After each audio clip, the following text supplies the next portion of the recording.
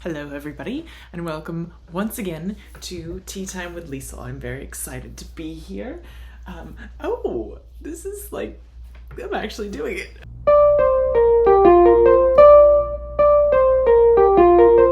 Tea Time with me, Liesl.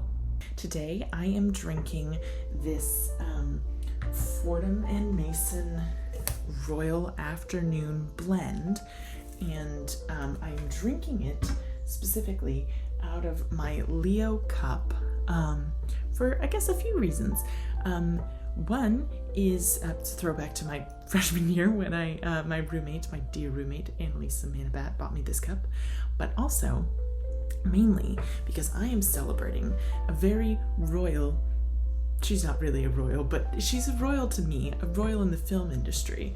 A royal birthday today, August 4th, is Greta Gerwig's birthday. I don't know how old she is, but it's her birthday. So here's to Greta Gerwig. We will be celebrating today. So, as I'm sure the whole world knows, the Barbie movie has come out, and it is fantastic. But I'm not going to do this episode about the Barbie movie because I'm a very strong believer that spoilers suck. So I'm not going to spoil anything for anybody. I'm going to be talking about Frances Ha because it is so good. It was like a slow burn movie for me, and I'll tell you why. So Frances Ha, directed by Noah Baumbach, who later married Greta Gerwig, who is the star of the movie. So they wrote it together. They wrote the script together. That's like, I promise that white powder's not cocaine. It's like drywall from when I was like moving the mounted TV out of the shot. It's all good. The way that they kind of describe the plot of the movie is like a rom-com, but between two friends. Frances has the girl at the beginning, she loses the girl, and then she gets her again. It just captures this beautiful sense of like what it feels like when it feels like you're losing a friend, which especially in terms of like female friendship, I feel like doesn't happen all the time.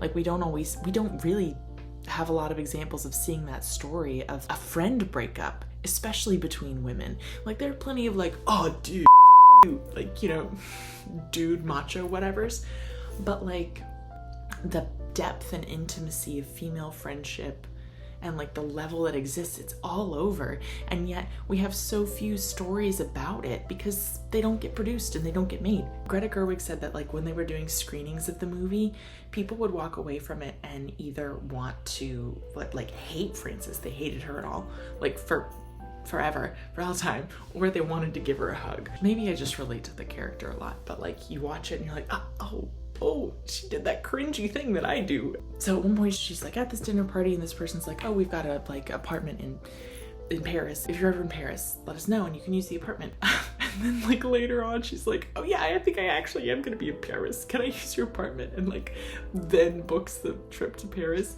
Like so she goes to Paris, and Noah Baumbach described it as like in any other movie, like going to Paris would be like the thing that like changes her and makes it all amazing or whatever. But she goes to Paris and like that's the low point.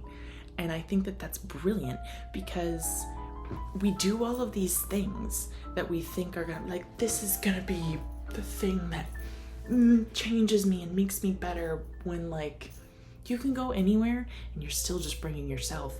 Like you have to do that work wherever you are, and that's what changes you, not like the Paris, you know? And her best friend, who she's like things are weird with, like calls her while she's in Paris and is like, oh, I'm moving to Japan, come to this, you're going away party, and she's like, I can't, and she doesn't say like I can't because I'm in Paris, which is, we've all had a moment like that where we could just explain why we can't go, but we're just like, I can't.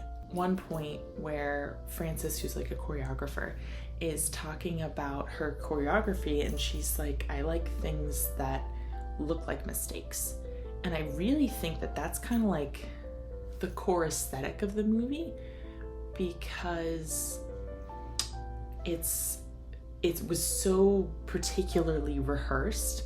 Like they rehearsed so much so that they were able to really get into something that felt natural. It's like, I think I think the way to have a performance that's the most natural is either to improvise it and truly have it be off the cuff, or you have to rehearse it so much that you can click into that flow state of improv even with something that's scripted. But if you're in the middle, that's where it doesn't work, I think. But I think they were able to rehearse it so much that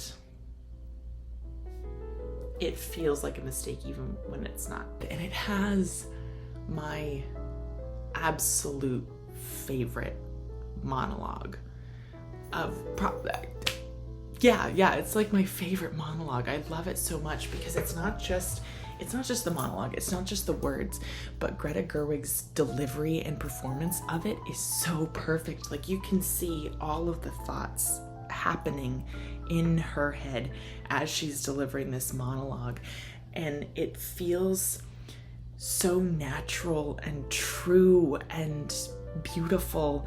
And I'll link it here because you have to watch it. If you don't watch the whole movie, just watch this monologue. It's so beautiful because it like captures this like desire to find that like incredible casual, like that casual intimacy that's like not casual at all because it's like everything.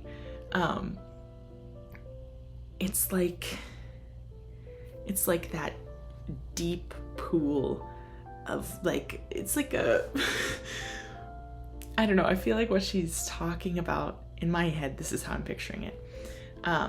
It's like if two people are like rivers and they're like those underground rivers, right? It's like the really deep underground river that you're able to like erode away enough of the limestone to like merge your underground river, like your emotional underground river, with someone else's. That's what it feels like she's describing. It gives you like a little peek, like a little window into how deep and beautiful and hard and painful and weird and like raw female relationships are and can be, in a way that just feels so beautiful and true and simple and complicated. It's like it's simple enough to show how complicated it is. I think it's brilliant. Here's to Greta Gerwig. Happy birthday.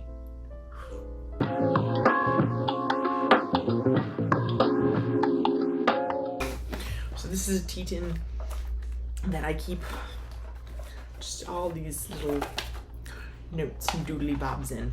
I think it would be very fun to just pull one out at random and see something from the tin, just something from the deep recesses of my brain. So we've got this one.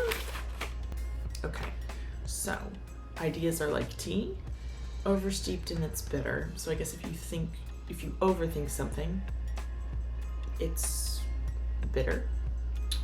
Understeeped and it's undefined. So if you don't think through it too much, you don't have a full flavor, full bodied tea. Water's too cold, which is also important. You have to have the right temperature water for the type of tea that you're steeping. If it's too hot for green tea, it's bitter. You can't steep green tea in boiling water or it won't taste right. And if you steep it for too long, that also makes it bitter. I like that one. That's your thought from the tin for today.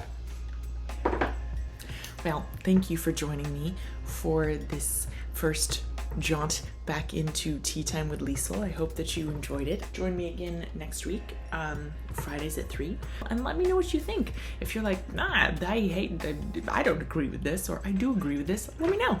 And if you would like to see more, do the thing, you know.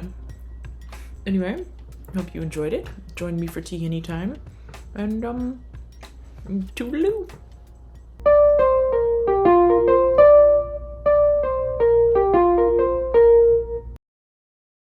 Also, P.S. if anybody knows what that tune is, please, please, please tell me.